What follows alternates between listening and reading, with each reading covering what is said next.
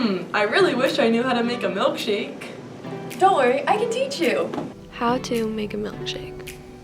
First, you're going to want to get the cup that you're going to be blending your milkshake in. Next, you're going to want to add your ice cream flavor of choice into the cup. I'm going to use chocolate.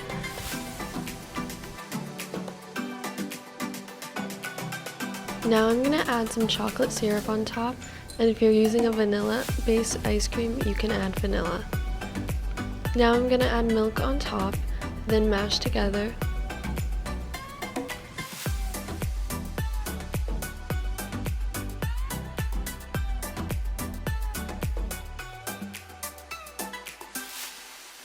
Now I'm going to blend it all until it's smooth.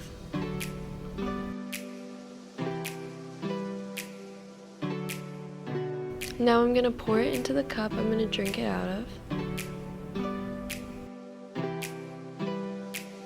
Now you can add whatever toppings you would like. I'm going to add whipped cream and sprinkles.